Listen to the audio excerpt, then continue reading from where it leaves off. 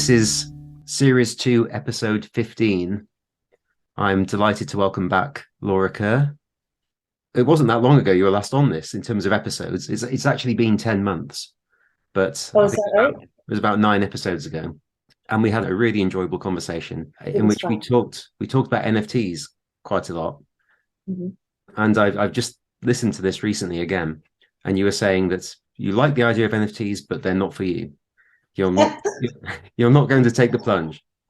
Ah, careful what you say, right? But you did In public. you did say if there's a good Yeah. reason to do it, if I find a good reason to do it, I'll do it. So Yes. yeah, this is the first question then. So what was that reason? Hmm.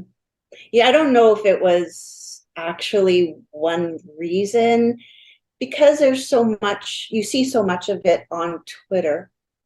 Um, and I'm a big admirer of many of the poets and the artists that have been promoting their NFTs and following them. I thought, well, then I started seeing their work and I thought, well, I may not actually put any of my work up. I wasn't sure. My plunge first was really just to collect some of the pieces I saw. Kind of like I'd hate to pass this opportunity up, because you should never say never, right? So there I was struggling to figure out. I don't know if I'm a slow learner or I don't follow instructions, but it wasn't that easy for me to, I didn't have anyone here to ask in person. So, and I know somebody that I did ask on Twitter said that, oh, they didn't set theirs up. Actually, it was Gregory Betts and Christian Book had helped him. Hmm. So, and so I thought, well, I'm sure I can figure it out. I mean, I live on a computer. I should be able to. And there was just like one headache after another. And I remember thinking, I've got to stop because it would just be so infuriating. And I could not get money into a wallet. Hmm. That was, Yeah. Well, I've seen, I've like, looked into this myself, and it looks extremely complicated, and that seems to be oh, perhaps the most difficult bit, just setting up the yeah. crypto. Exactly. And so I thought, this is crazy. Like I would get so far and then it would decline. And I'd think, well, I always assumed it's something I've done because everyone else has been able to manage to get a wallet. So I ended up phoning my bank and saying, what gives? I mean, every time I get so far and then it doesn't work. And they tried all kinds of, possibilities. Did you put your name in correctly? I said, well, I could try adding Mrs. if that'll make a difference. Oh, that's probably it. So then I go back in to do it again and it still bombed. It didn't work. So then I phoned the bank again. And this time I get someone who's going to actually tell me the truth. My bank, which is the biggest bank in Canada, considered NFTs gambling. Therefore, they weren't going to be involved. Oh I wow. had to have it. Yeah. So it's like, well, why didn't the first? I said, why wasn't I told that at the beginning? I think I had a few calls in. And he's like, well, I don't know. That's just how, I'm telling you now. And I said, okay, but it's not gambling. It's art. And he's going, uh-huh. Well, it's technically it's poetry. It's visual poetry. He's going, uh-huh. I wasn't. He said, well, I can't change the rules. I'm sorry. And I said, I mean, that's it. And he said, well, try and get a middleman. Well, what does that mean? A Hmm. middleman? That's not okay. So anyway, I ended up just going through a different bank. But I mean, it was just so ridiculous. So basically, I might have actually been minting and collecting a lot sooner, months sooner, had I been able to do it and figure it out. So if anybody wants to have help, I'm the person to ask because I went through all that hassle. That's interesting though, viewing it as gambling. I mean, you could view art collecting as gambling based on the same principle. Right? So I got a little huffy with him too. I was like, excuse me? What would make you think it's gambling? And he said, well, it's under the category of gambling. Okay. And they weren't going to budge. That's it. It's on paper in front of him. So that's fine. I just had to get an account with another bank just for my NFTs. A bank that is the only bank, as far as I know, in Canada that doesn't think it's gambling. Anyway, so the reason I got involved was really because of the incredible work that I saw others doing. So you could say it was really just my wanting to own their beautiful pieces or part of their beautiful pieces that they were making. Well, yeah. How much of the allure is financial? I mean, how much are you thinking, well, here's an opportunity to make money in sums that you can't make elsewhere, with digital art in particular? Was that tempting, or were you more in it just to be part of the community? Well, okay, so this is where I don't know if it's all that different from the real art world, the non-virtual art world, because you know how there's always going to be some people that make big bucks. And it's tempting for the people who maybe aren't making those dollars to feel maybe that's an incentive, seeing other people making money with their work. But it's rare. It's still overall, it is rare for artists to make a living wage selling their work. Most artists are content with another job, the job that pays the rent and buys the groceries. And sometimes if you're lucky, or you know, you've studied a certain field that's related to art, like in my case, I'm an educator. And so I love that. I mean, I'm teaching what I love, but that doesn't always work out either. So I don't see it any differently. I mean, and I could have people can correct me. I could be, maybe, you know, I'm not looking at it with all the facts in front of me. But from what I have read and seen, you will notice some people are going to be making big gains and fame along with it. And other people are going to be making, you know, their Starbucks money or some little extra income, or breaking even, you know, making a little bit and then spending a little bit and making a little bit. And it's more to do with being satisfied with the work that they have collected and having a few of their pieces belong to somebody else collecting them. So maybe it's not always a financial, maybe that's not always the carrot. Maybe it really is just sharing. Yeah. And what about the collector side? Are you just buying things you like, or are you thinking about them as investments? I guess a little of me thinks, you know, of investment, but really I tend to go with the art that I like, that I want to look at, and that I appreciate. I also, you know, I take great pride in, you know, the people that aren't that knowledgeable about NFTs and what's going on. I love opening up my wallet or the laptop if I have it, and showing them what I've collected and whose art, and they can see it, you know, and look at all these pieces. And it's funny because they all say the same thing. I mean, I get the same questions all the time, and sometimes I just, you know, it's like, oh, well, you don't really own that. That's the first thing they say. Yeah, that's one of the cliches, isn't it? Yeah, well, they're not; those aren't really like artworks that you own. And I said, no, but I've got my name on these pieces forever as someone who was the first to collect them. So, I mean, my name's associated with it as a collector.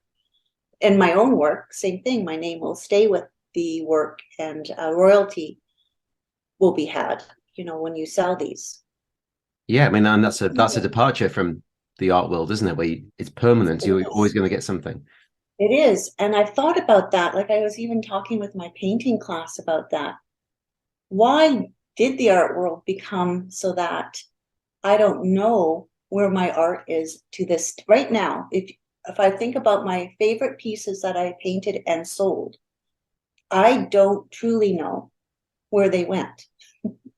I mean, some of them I do have an idea, but some of them I know have the people, the owners, the original owners, either resold or moved out of Canada. And then I don't know. So that's a thing, right? Like they're gone.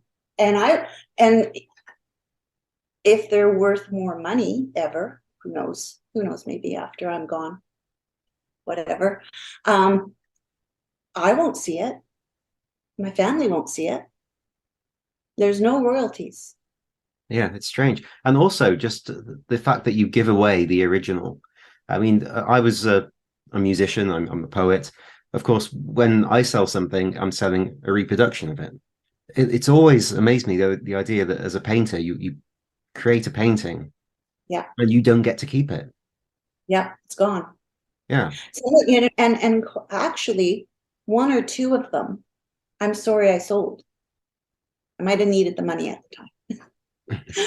And or was obviously seduced by the amount of money that might have been offered in one case. And at the time needing that money just to pay rent, you know, and whatever. Now I wish there's a couple of them that I was more emotionally attached to, that I kind of wish I'd held on to.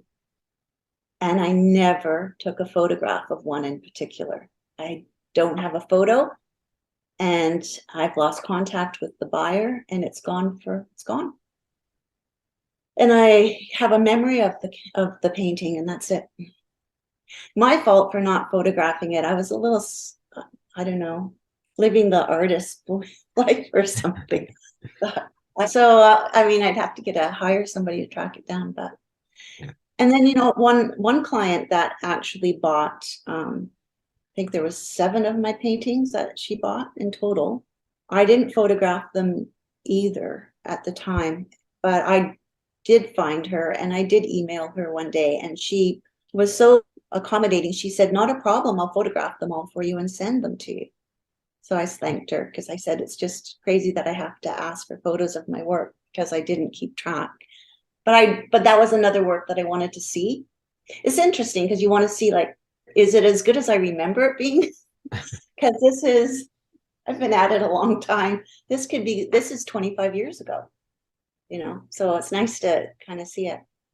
I guess your idea of the painting is going to change in your mind over that period. So it would be almost a surprise to see it, and you'll be. It would be. Yeah, for sure. Because I mean, at the time that I painted one in particular series of works that I was working on for a few years was figurative and portrait. I did a lot for a few years, partially because I enjoyed it, and also because that's something that people would pay for over other things. You know, when it comes to art, a portrait of somebody they want a portrait of, or themselves. And in the case of one of my clients, she wanted a life-size painting of herself and her 2 daughters, full figure, full, complete, life-size, huge, all fitting into one giant canvas.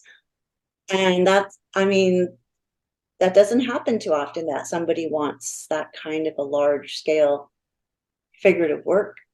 And so that was a fun project for me to work on. So that was one of the ones that I had said. I contacted her and asked her to send me a picture, because I was pretty sure it might have been my best hands I've ever done. And I wanted to verify, is this just a memory that my hands were my best hands that I'd ever done? Anyway, they were pretty good, but when I got the picture. The hands are the hardest thing. Well, I don't know if you've been noticing on, what's it called? Was this an AI thing? Yeah. I've noticed this, yeah. AI that? struggles. Midjourney is Midjourney. People are talking about the hands. Yeah, they can't get the hands right. Just like people can't get the hands right, and now AI can't get the hands right. Yeah. I mean, I'll tell you how hard hands are to do. I mean, you can stylize hands, but you really have to be able to do them first in order to stylize them. That's my theory, right? So those artists like Matisse, who probably did only draw four fingers, or what, it didn't matter. They were so stylish, and so loose and expressive. But I don't think for a second he couldn't have done a hand like a photograph if he'd wanted to, but that's not what he wanted to do.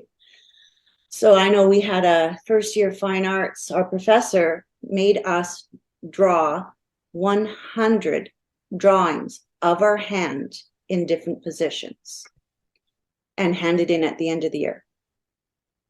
And it was a killer to do. It started out torture and really difficult. And then I started to see my improvement and feel more comfortable drawing. And we were supposed to use charcoal. I think it was charcoal. Yeah. And they had to be big. They were supposed to be 18 by 24 inches. So on a large sheet.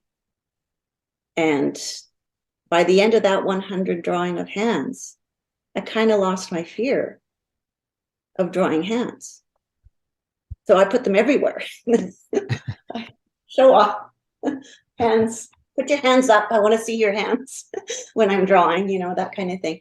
But I think the reason, and again, I'm guessing, the reason that generative programs might be drawing strange fingerless hands, or so I look closely, sometimes some of the hands have a missing finger, almost like it's been cut off, like a part finger missing. And some have 6 fingers. They seem to struggle with thumbs. It's often no thumb. Is maybe because, and again, this is something I'm not sure of, if they're feeding images of art from history throughout, and lots of it is modern, at times of using, like I said, Matisse's hands, yeah. Right? Might only show a hand like it has 2 fingers, but it's Matisse and it's a wonderful painting and it's an expressive 2-finger hand.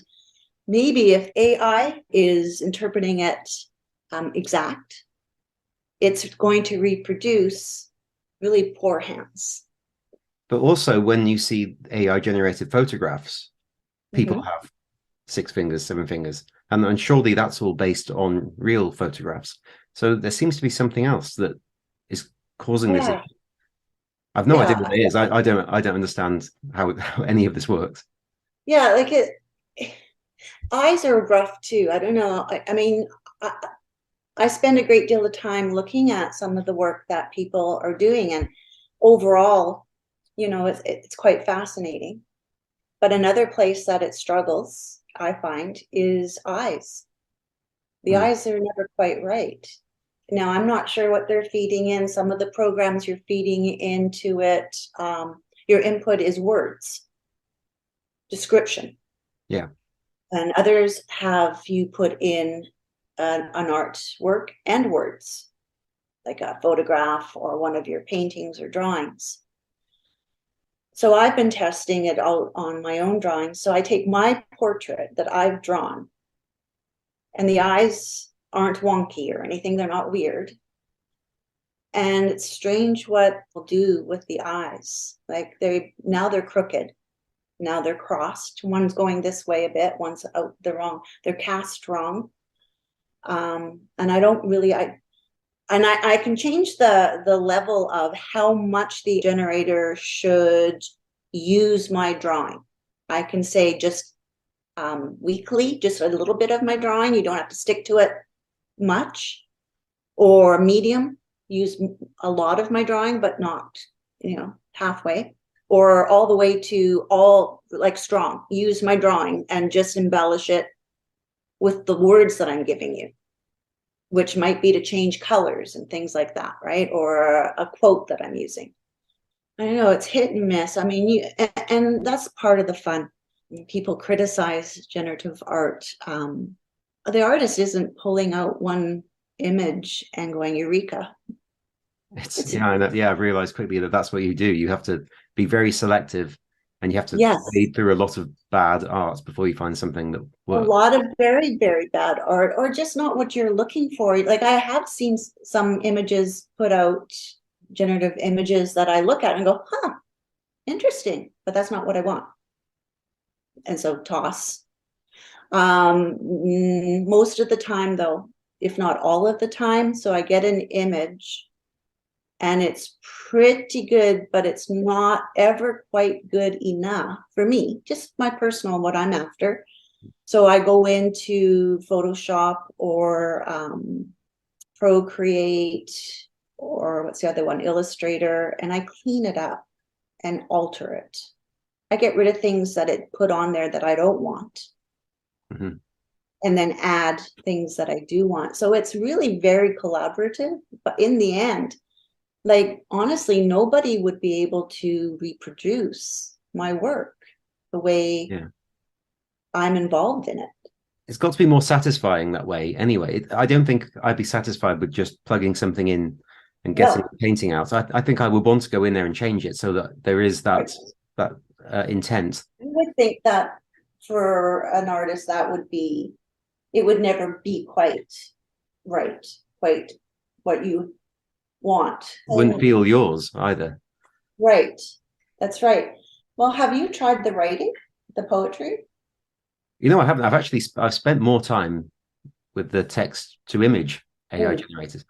With writing, I haven't. I don't know why. Maybe it's just because I feel like, well, I can write anyway. I can't paint, so right. I get to feel like I can when I use these image generators. But I haven't. No, I haven't. I've never used Chat GPT. I don't know why I haven't. Everyone else seems to have used it. Seems big. I've tried it, but I don't consider myself a text-based poet. I write. Mostly I love putting words as almost a title or description. Or it's not even a description, but a title, like a long title. Always like the way Duchamp had these crazy long titles, you know. The new Descending the Staircase. I mean, that's quite a title, you know, that's a cool title. And then of course you start searching through at nude. There's like, right? You're trying to pull what words, and then the staircase, and then the image. So I feel like there's, for my personal work, it's a poem, I suppose, like a haiku or a one-line poem, but then there's the image, and they do work together. But I think there's another missing element, that between those words and the image, there's something else that I think the reader can almost put into it. You know, there's this space, this imaginary space where they're going to see, well, why did she call it? How does the words tie to the image and that kind of thing? So I like that, but I have tried to write just a poem with the Chat GPT. It doesn't work for me. And the thing is, maybe I'm not knowledgeable enough about poetry to recognize a good poem. I don't know, but I just read them and go, they're very okay. Again, I'm not doing it on a regular basis. I've tried it off and on. And for me, it's very confessional style, very expressive. It's everything my poetry isn't. And that's, I don't really, you know, I don't really make love poems, and I don't talk about my personal life in a poem. I'm not even sometimes in the poem. Most of the time I'm not. Yeah. It's more observation. So when I see the poems come out and it's about my broken heart and well, this is something I've noticed too, and it's interesting because people have sent me attempts to write palindromes using AI and anagrams and that sort of stuff, and it's not very good at all. It seems to be better at doing supposedly emotional poetry than it is at the poetry that you consider to be mechanical.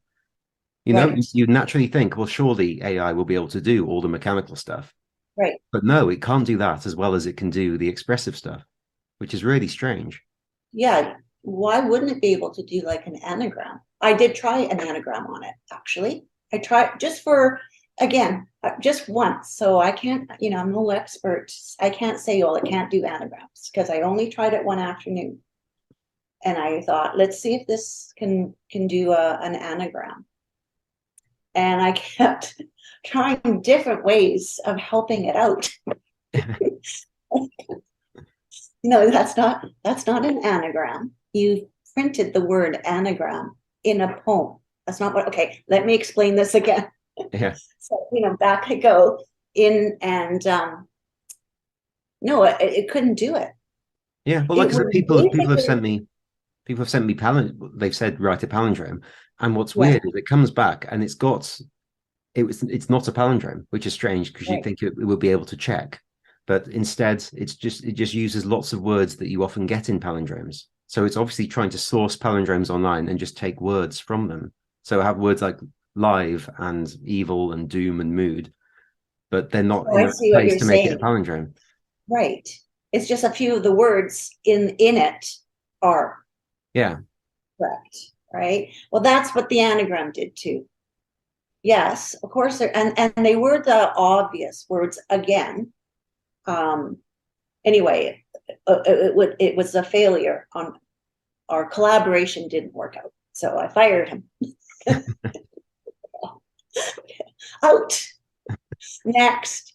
But I mean, if you are probably wanting to experiment with something that would be more of an emotional or expressive confessional,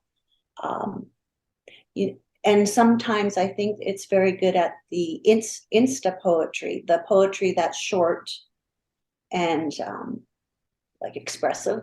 Yeah, and simple. I think. I mean, maybe simple. That's it. It's a bit like with if you're generating visual art. Yeah. If you keep it simple, then fewer things can go wrong. Yeah, I tried to get Chat GPT to do a sonnet because I figured, well, maybe, that's kind of, there's some mechanics to a sonnet, but obviously it goes way beyond that. But I just wanted to see if it could do a simple, not good, but the right rhyme. I'm going to get in trouble for saying this. It was really embarrassingly, well, like what I would expect if you got your grade 6 class, maybe, or, like young children could write this. Might be they would be a bit more fun theme wise and everything. It wasn't good, but again, the thing is, people are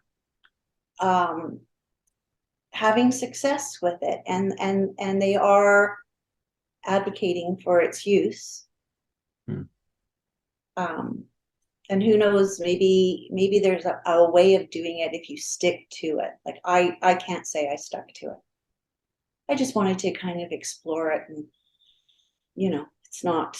And maybe if you know a lot about poetry too, you could take parts of the poem and then do what I do with the visual art, and then add in the human part of it, and then it would work.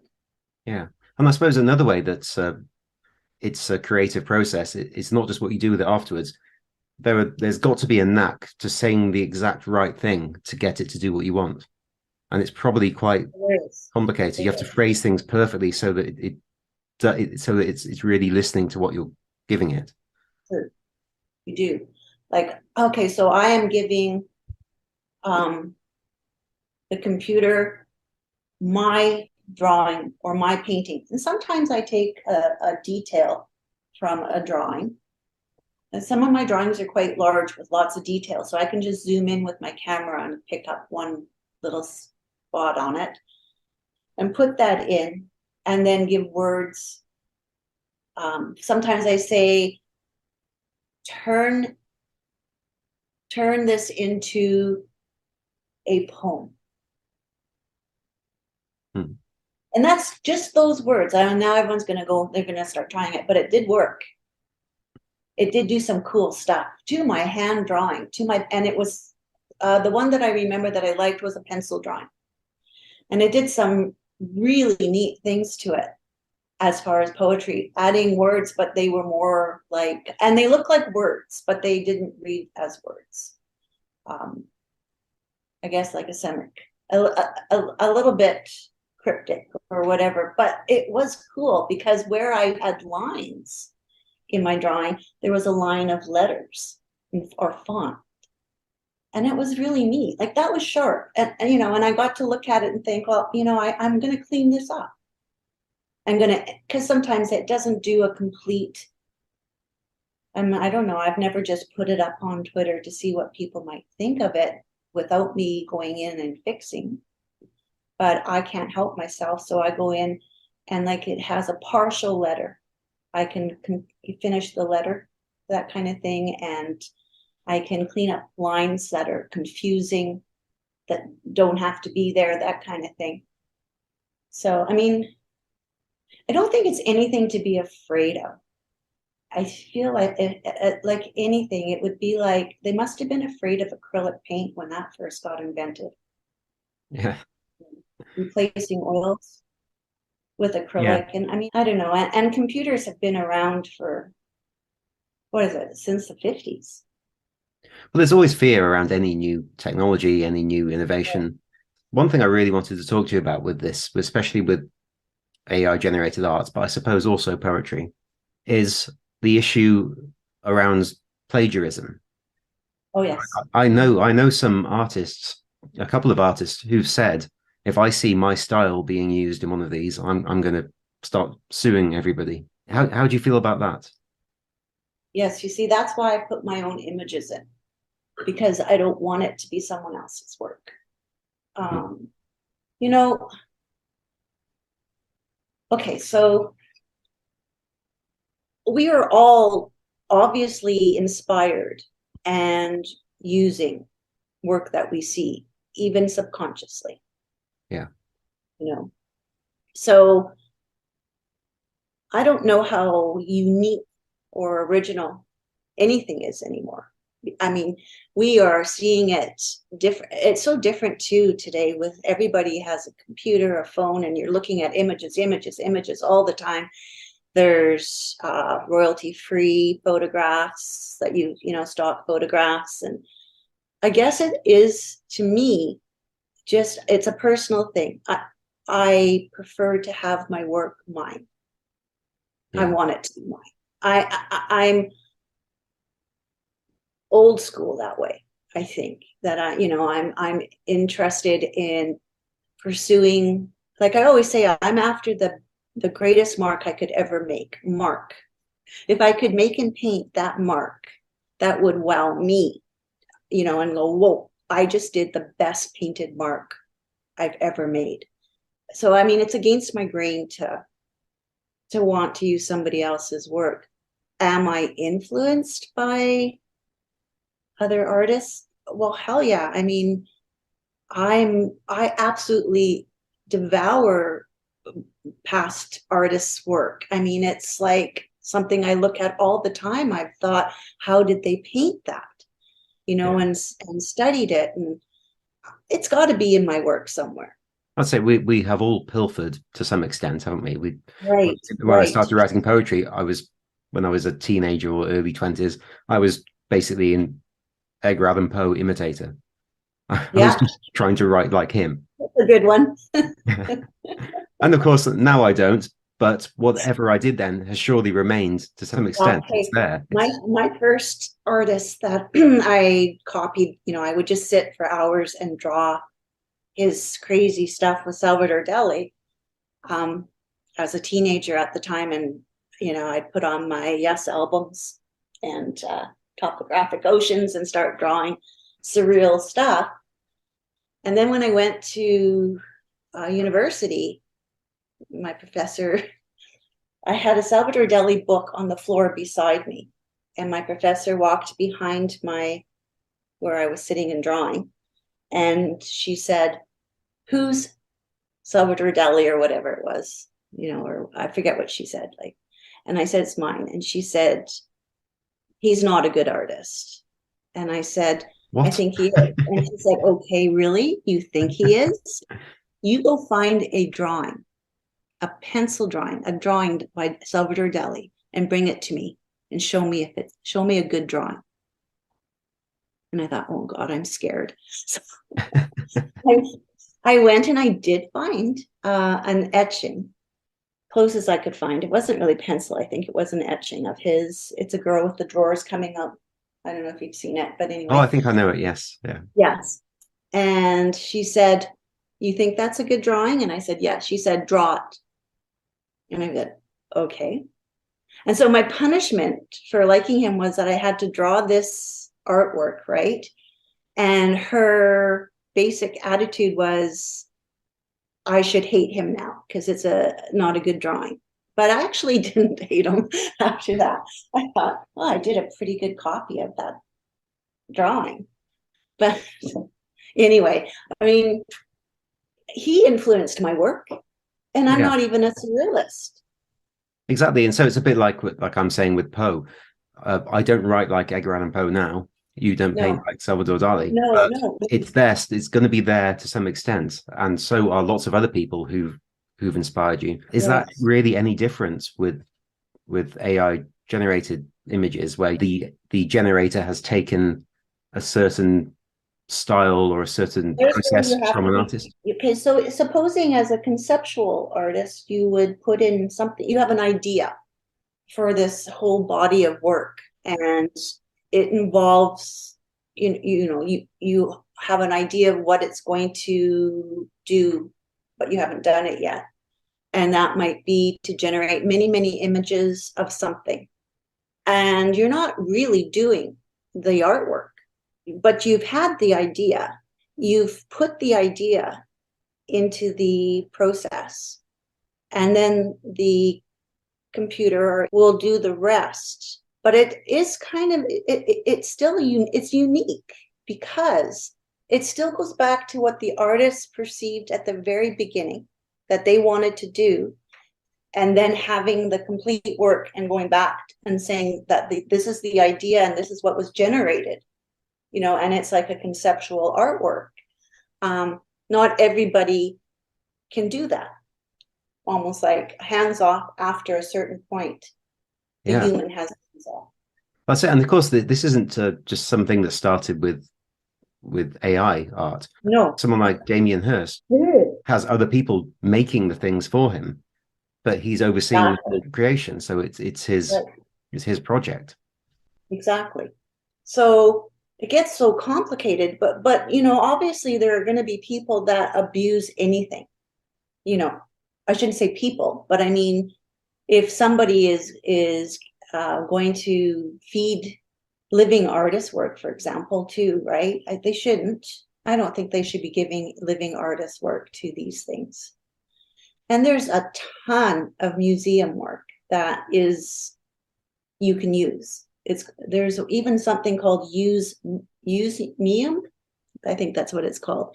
It's a site where all the different galleries will let you use their famous artworks for your artwork. So, you don't have to be. Maybe is it all boiled down to intent? I don't know.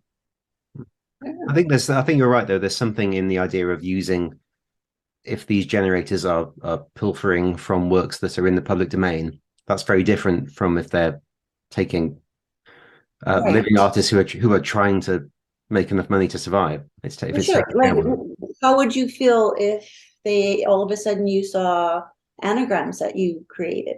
You would think, what the heck, right? So, but I mean, it's all new ground, and at the same time, I'm not afraid of in fact, I find it kind of exciting.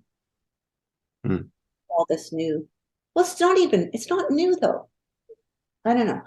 New context, because we're looking at it. I think that's part of it. Like even in an art gallery, we're looking at digital art differently than maybe in the 70s or the 80s.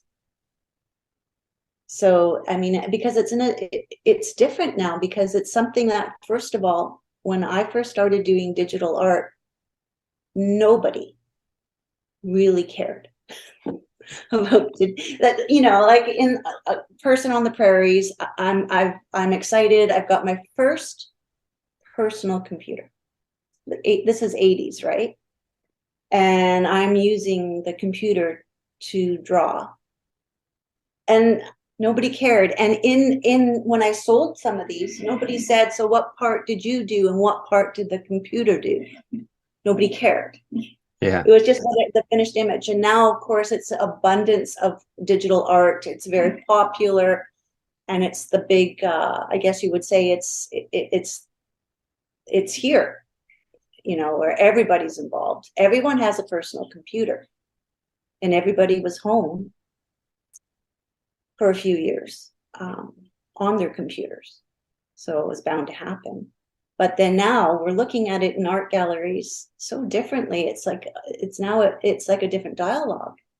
At least I feel like as an artist, if I had been involved in an art show to do with the work that I was doing, I don't even know how whether they would have curated it any differently than a painting. And then now, it's like screens and it's different now. It's very different. The whole recontextualizing. Have you had much experience like walking around in the metaverse and doing those virtual exhibits? Mm-hmm. Reminds me of The Sims a little bit. It's see, I'm going to get in trouble, but I mean, my kids, probably close to your age, they grew up with, the Sims, and I would build houses with them. And Sims are pretty fun still today, actually. And when I see those metaverse things, I think they're fun, and they're definitely would appeal to my gaming side, exploring that kind of a thing. And I've had the Oculus. I think it's called Oculus, the mask. Yeah, I have never tried that. Okay, well that's different than the one with the sort of cartoon figures, the metaverse stuff. No, the Oculus is trying to imitate real life, right? Augmented reality.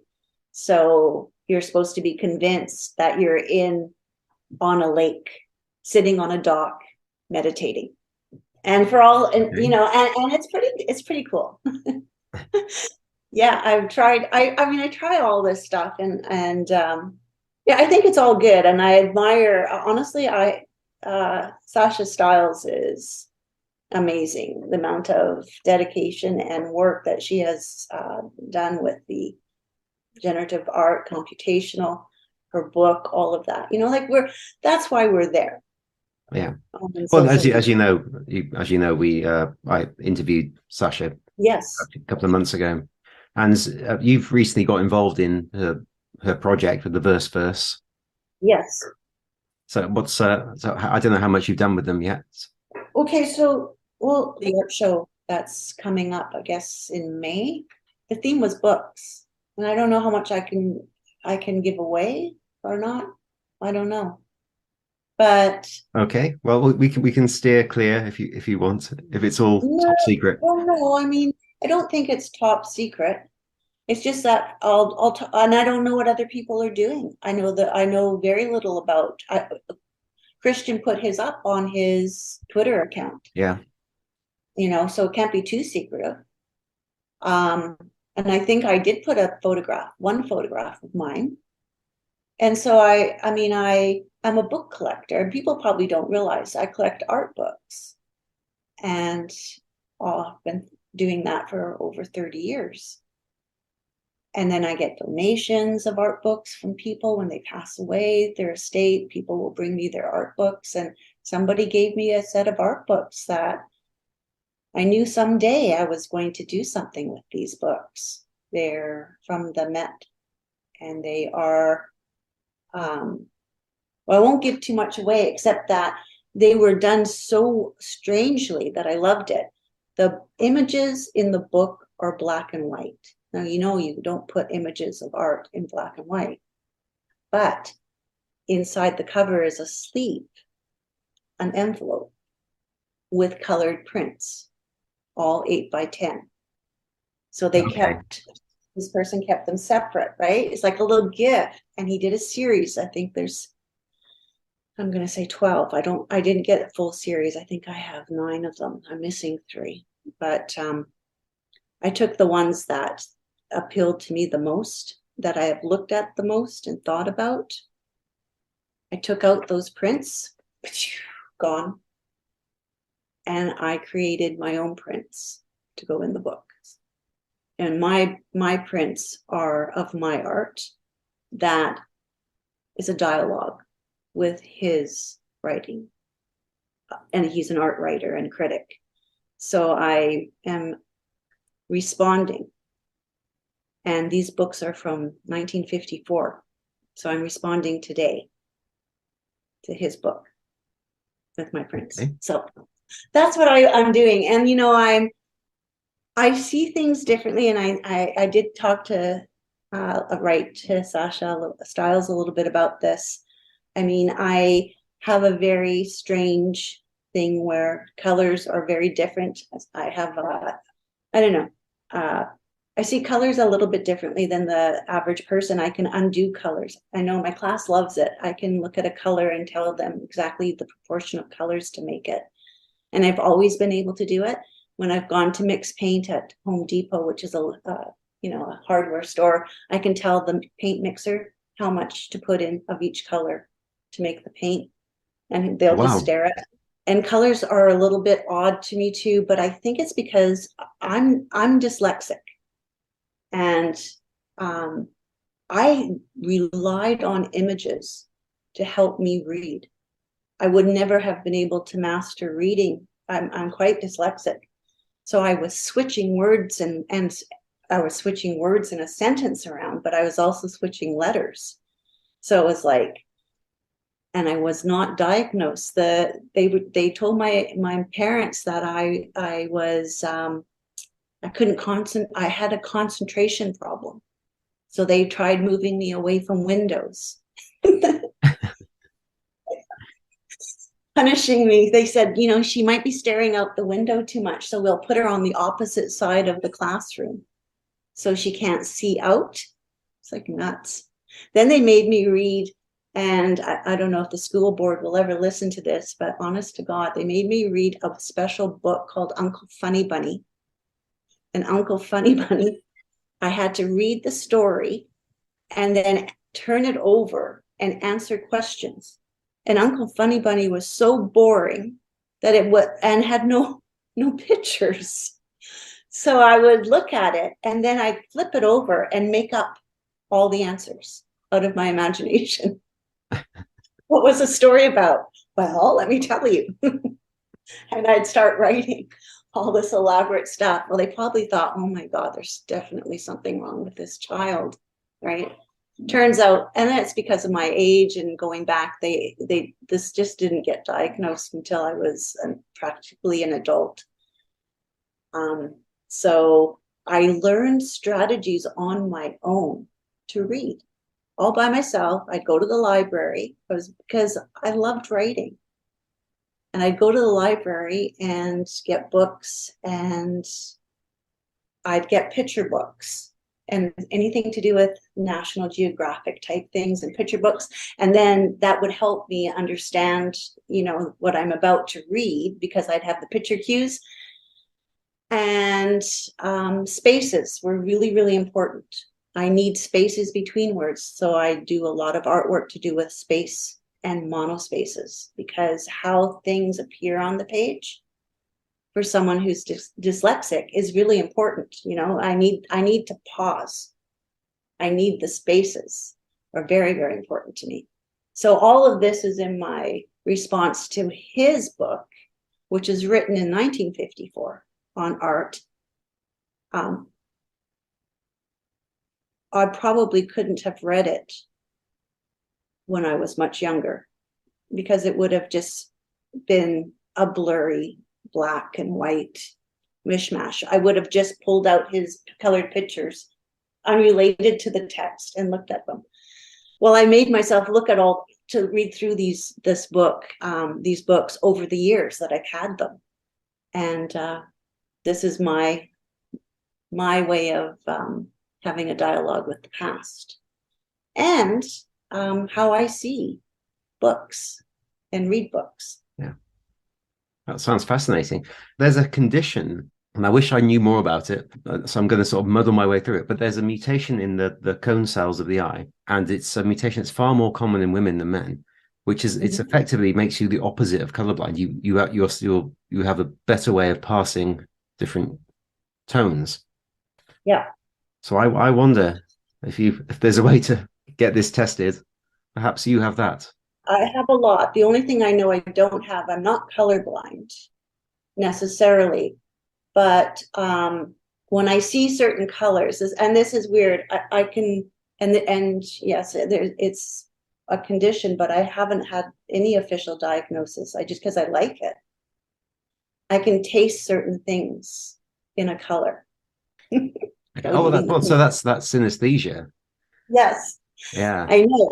But I mean, yellow is the main one. It's my very favorite color.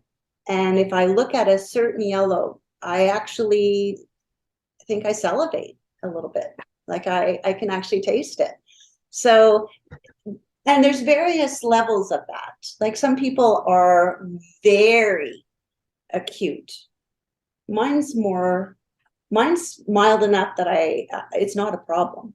I actually like it. Like I actually choose colors and avoid colors depending on my relationship with them and how I feel about them, and what I'm not really, I shouldn't say I don't taste all colors, but I tell you, I definitely taste yellow. I'm thinking about yellow right now as we're talking. And so what does yellow taste like then? If you could tell me a yellow food. Well, the closest thing that I could tell you it tastes like is a bit like marshmallow. A little bit. It's not, my yellow is not like a lemon. It's not tart. It's quite sweet. People are gonna say that was the nuttiest interview you've ever done.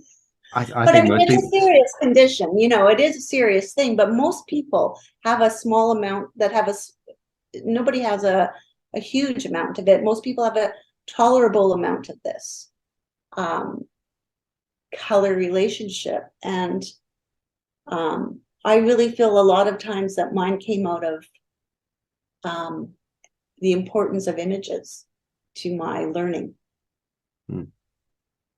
That I almost developed because of that. I don't know if I wasn't dyslexic, would it have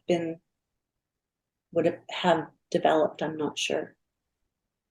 But so when I write on Twitter, I have switched words around in my poems without knowing it, and they turned out to be the poems that the people like the most. So I went in to delete them, and it's like, what? Everybody likes this, but it's wrong. These words are in the wrong order. Oh, okay, I'll leave it.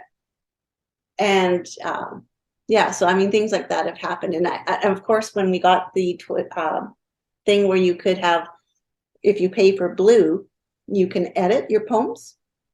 I pay for Blue because yes, I did want to ask you about this. Yes. So is it worth it? Yes. Okay. Just for the editing or other things? I haven't had the problems and issues that I've heard a lot of people are getting. A lot of people that are feeling that their work isn't being seen. And in fact, some of the people I know have sworn that people just aren't. They're not seeing their poetry in their home feeds.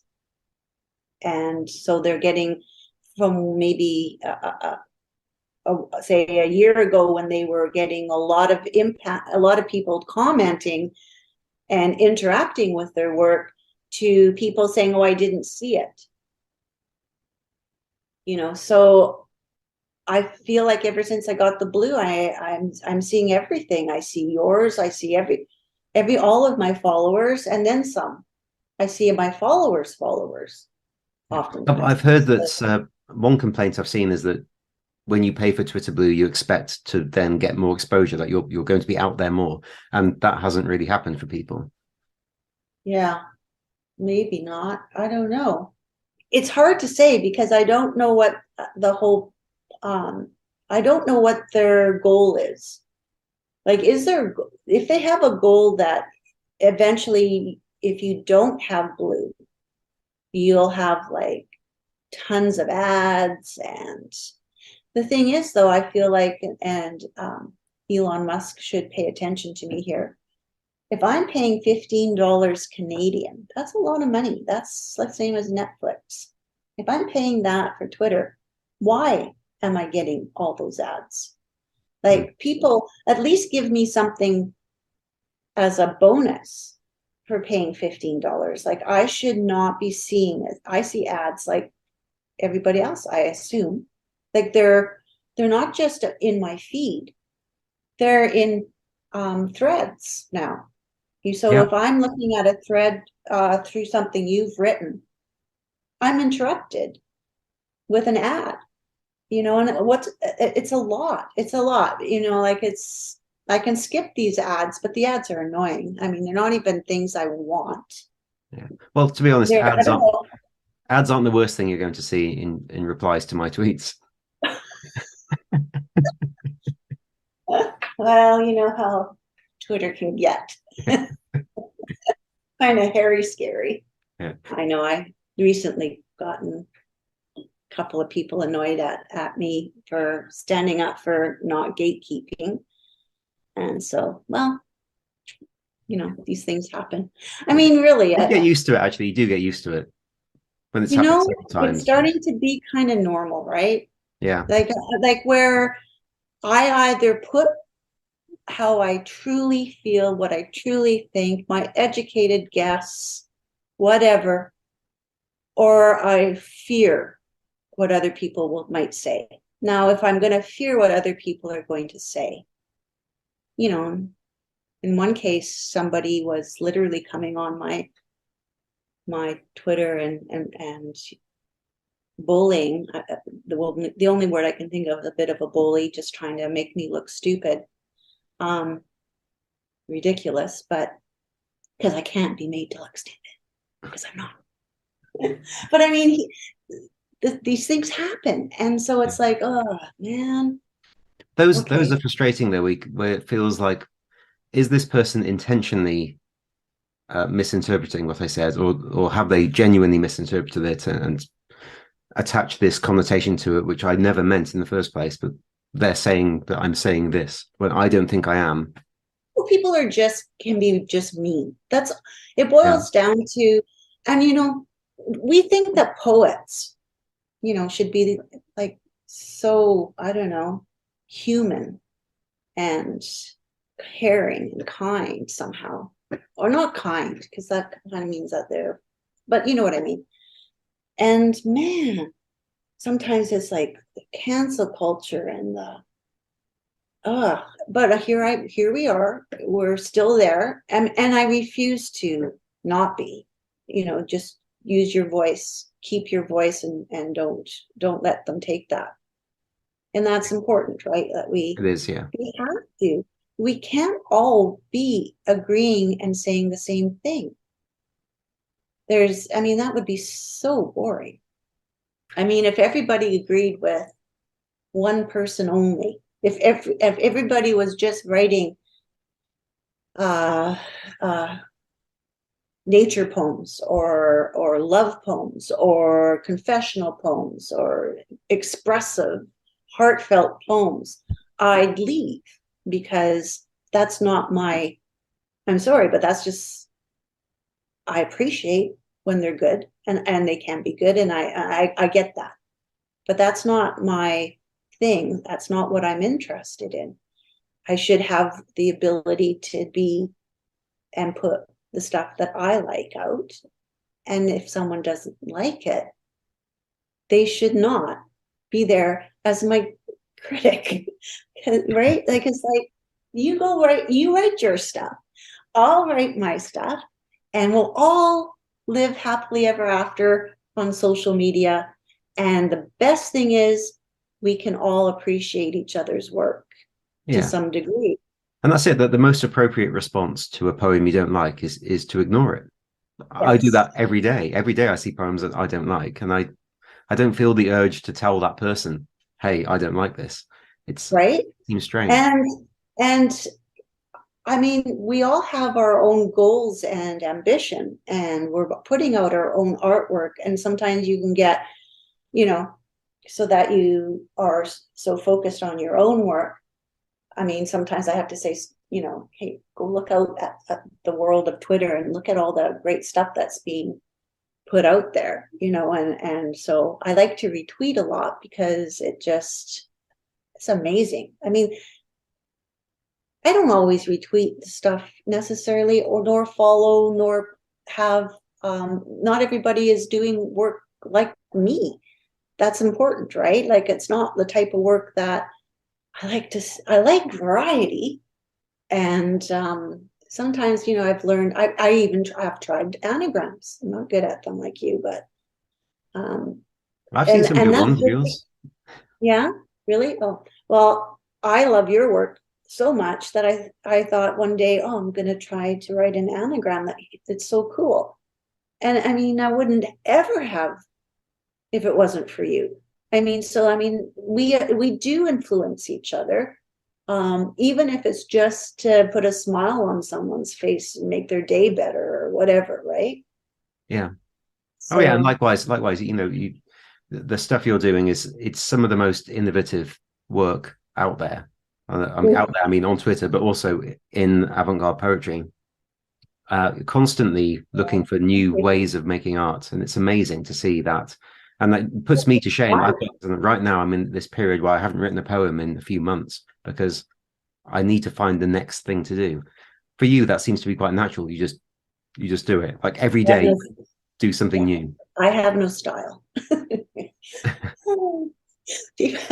No, I don't. I don't think I have a style. And it used to bother me at some point in time when people used to say they knew my work. And I thought, they thought they were complimenting me. And I thought, well, that can't go on for too many years without getting tiring. So I do make a point of trying all kinds of things. And I love all the new stuff that's coming out, the NFT, the poetry in the metaverse, the crypto poetry, all of it. I mean, it's just vast, and I embrace it all. And I know there's one of my past publishers is against all of it, and that's his prerogative. He can be against it. He thinks it's going to take over the writing jobs, book jobs or whatever. Okay, I mean, that would be the worst case scenario, but I think the day that the AI can write an entire book start to finish, and it's fantastic in every literary sense, probably isn't in our lifetime, so not to worry. Well, and who cares what happens when we're dead, But I just don't, that's that creative aspect of it. I can't even imagine that being a possibility anytime soon. Because, we've all read the various things that are put out, and no, they're not going to replace some of the great writers, that's for sure. Yeah. And whatever does come, if it is so good that it's better than what humans are doing, then fine. And then we should all figure, okay, now what do we, it doesn't mean the end of anything. It means we do something else, don't we? We find a way to live with it. Turn. It's time for the humans to turn and do something completely different. Either without AI, or I don't know, I just can't imagine why anybody would be fearful of it and not excited. But it doesn't mean that everybody has to work with it either. Just fun to watch. Yeah, right? That's true. Yeah. But I'm waiting for you to mint something. When's that happening? Well, I've said this before. If I'm going to do it, I want it to be because I'm doing something that only works on that in that space. Yes. I feel like if I went there and I was just doing the same stuff I'm already doing, then it'd be like, well, what's the point? It might just look like I'm just going there because I might be trying to make money, or I don't But know, what's or wrong a with nice way that? might be going for community, which is a good thing. But I feel like if I'm going to use these tools have to be enabling me to do something that I couldn't do elsewhere. And I Well, don't they know won't. what that is. Like, you know, they're not there. They're not really going to enable you to do something um, that you can't do, which, you know, on Twitter or whatever. But I have to ask you, what's wrong with a little bit of money for what you're doing? I mean, I'm quite happy when I made a bit of money on my art. I say I woke Jeff up early this morning saying somebody bought one of my NFTs. It was Remy bought one of my NFTs, the $50 one. And he's like, yeah, okay, whatever. And I'm all excited. It's like, whoa, that's so cool. Yeah. Well, it And is. I get like that every time I sell a book yes, for about £10 or whatever. It's exciting still. I still get that bit of excitement. I think our goal always should be that every artist, and it's not going to, again, we're far from it, but should make a living wage. Like we should all be making, I should be making a living wage regardless of teaching, but that's just impossible. Or, you know, it's just not there yet, except for a few.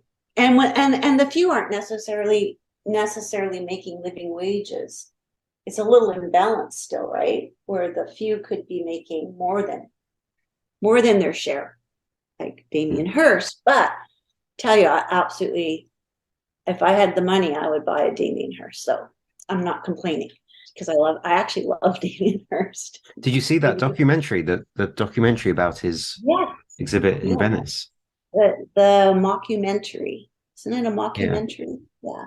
It was really good. I just think I just love his work. I like Jeff Koons, and I've said that before, and I know it's not popular to like it, but you know what I find fascinating? Some of the critics that are not so happy with the Jeff Koons work, for example, were the critics that defend Andy Warhol. Well, in Andy Warhol's day, nobody liked him either.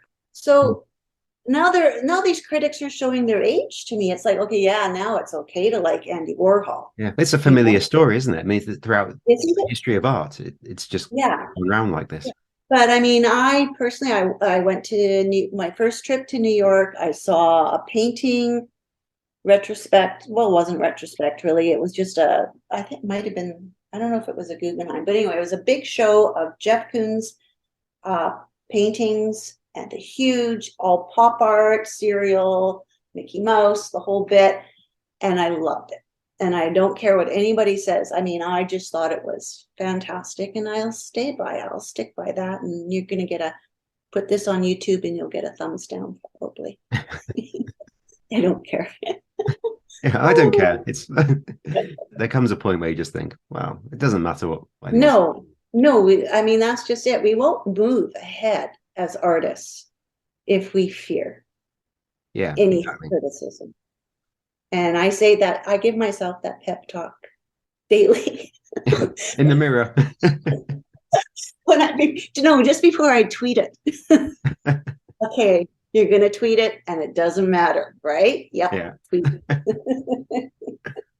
Yeah, well, that's just how we are as artists. And I guess that's good that I think we have to realize, I guess, that we aren't alone, and that we are a part of a group of people who truly are in the same boat. We're all in the same boat kind of thing, where we're experimenting and taking some risks and loving it. Yeah. I can't believe we've been talking for about an hour, 20 minutes here. I You'll have a have list. to edit I it have, all. well, I have a list of questions, and I haven't Okay, made well, up do to you it. have one that you want to end with? I think we've actually touched on most of these things anyway. I was going to do a whole thing about music, but that will save. I'll save that for the next time you're on the podcast. I wanted to talk Music. about music and art, but I truly, okay, well, you will have to have me back because music's yeah, important to me. I once forgot my music at home and could not paint. So I thought, well, I could go back home and get my music or do accounting. I run a business, right? Well, I guess I'll do accounting without music. And it's important to me. My playlist is very important, and I love music, and I love your music, by the way. oh, thank you. It's hard getting people to pay attention. It's hard getting people to click links on Twitter, and I've got no real following on YouTube, so I'm Have telling you my tried Twitter it? followers to click. Some of the people I follow music wise are on what's called Bandcamp. You tried that? I haven't joined that yet. Maybe I should. Yeah. Yeah. I designed an album cover for a very, very good musician, and he's Really? in London. Okay, well, you have to tell me all about that. Yeah, that's another podcast in the future. Yeah. I'm going to ask you this question because Okay. this was a question I was going to ask Sasha Styles, and we didn't have time for it. But I think Okay. it's a good question to ask you as well. Okay. So, when you're an artist who's trying to stay up to date and using all the latest technology, Mhm. do you get concerned about how that art will look in a few years when the technology you're using, which as you're using it is up to date, suddenly looks outdated? For example, if you think about the way when CGI in films took off in the 90s, right now we can look back at that and think, well, that doesn't look very good. Do you ever Mhm. get concerned that you're going to No, end up regretting what you've done because of how outdated it looks? Do you see no, what I I mean? think Because I get that. That's a really good question. I could approach it from a couple of different angles, but my gut reaction to what I want, I want to answer it this way. I think I think my work might be appreciated more later because well, I think it's old school. I don't know if people realize it. I can't speak for Sasha Styles, but for myself, I use a lot of old methods of digital art. Then I tweak it into bringing it into the modern with some of the new means, like AI. I mean, that's fairly new for at least for me. It's not something I've worked on much, just for a couple of years. No, because honestly, I really feel like even my paintings that are, and my paintings are usually mixed media, but oil paint predominantly. They will. I don't see them getting dated. I really don't. And I don't. Let's look at some of the work though that I love, like some of the modernist painters. I think I look at older work paintings and I see them differently today. I think I'm old enough, I can tell you that I have, in a different context, I guess, of time, I see them better or different. well, you know what? I guess there's also an argument that the things that, again, let's use the example of CGI in films. So in the 90s, everyone loved this new technology. And then a few years later, now we can look back and say that, well, it was primitive, it didn't really work. But who knows? In 50 years' time, 50 years from now, perhaps we'll Right. look back to those and see something in them that we love more than CGI Right. right now. And then there's this filmmaker in Canada, what's his name, Guy Madden. If you look up Guy Madden, his work is done today to look like yesterday. Hmm. He's in love with the, I don't know what you want to call it, unslick forms of videotaping and camera work and lighting and all of that. There's this kind of a nostalgia thing happening, yet it's still modern. It's very, very unique. So I don't know, I think that there's work that I'll tell you what, even Salvador Dali, God bless him, that I loved when I was 17. I look at his work differently today, not as a 17-year-old that liked his crazy dream-like stuff, but as an intellectual, knowing a little bit more about art. I mean, there's a reason why he's as famous as he is. I mean, his work is very, very excellent. Yeah, I've always been a huge fan. Yeah. It's timeless, right? Mm. But it's, he did some stuff that's weird. Like I think he doesn't have any brushwork on his paintings. He's painted his paintings to look like posters. Like they're shiny and slick. I think that's kind of cool. And now the more I think about it, the more I think that's really cool. I mean, he removed himself as the artist so that he's not present in his paintings. There's no brush. It's all smooth as if it was done by a computer. I like that. And yeah, that's interesting. Yeah.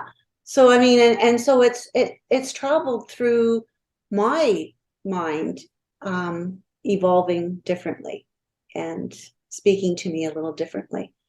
And I'm not saying he's my favorite artist by any means, but I just think that he's everybody's favorite right now because I think there's a very surrealist kind of movement in some of the AI. Oh, I definitely see that. And I wonder how much has just come about naturally because when you start typing things in, you're going to get a lot of weird stuff coming out. So perhaps artists are leaning into it because of Yes, that, because it's naturally surreal. Yeah, it could be. The only difference is there's a lot more pink in today's art. I don't know if Salvador Dali used a lot of, or any of the surrealists, actually. We shouldn't just pinpoint him. I mean, color-wise, like I find that might be the thing that I dislike most, or not most, but the only thing that I can think of offhand that I dislike about the AI feedback output is that it's ice cream colors.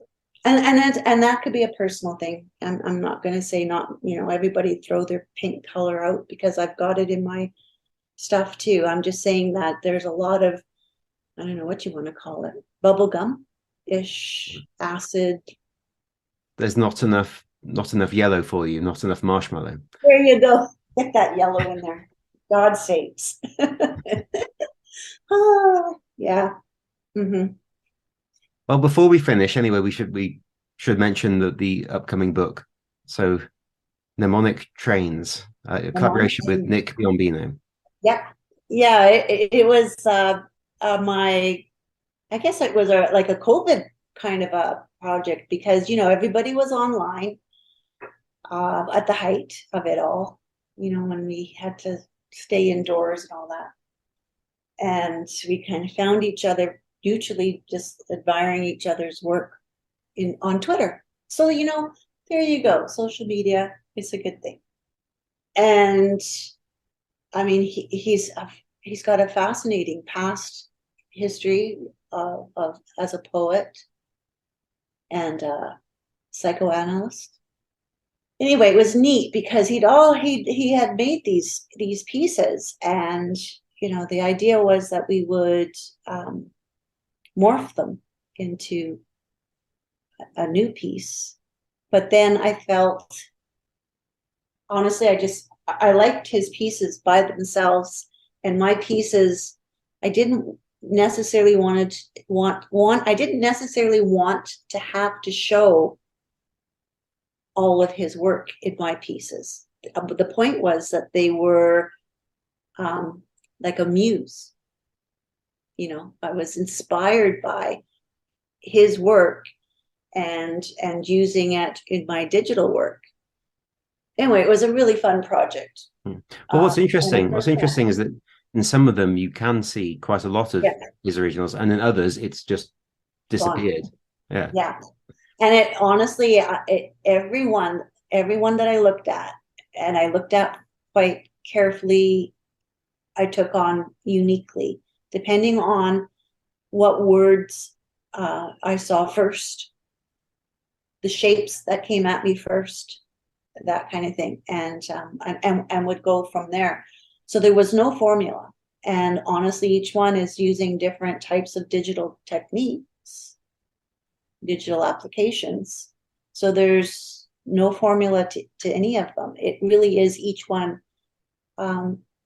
individually, which was exciting because also learned a lot about digital art through working with him, because I had to, I had an idea from one of his poems, and I thought, well, how can I do that idea?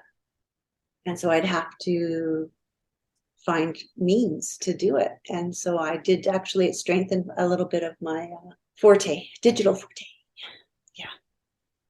So yeah, and it was great, and we enjoyed it. We had fun, and it did take our minds off of the times that we were going through, as far, and it was good. Yeah. Made a friend in New York. We always want to make a friend in New York.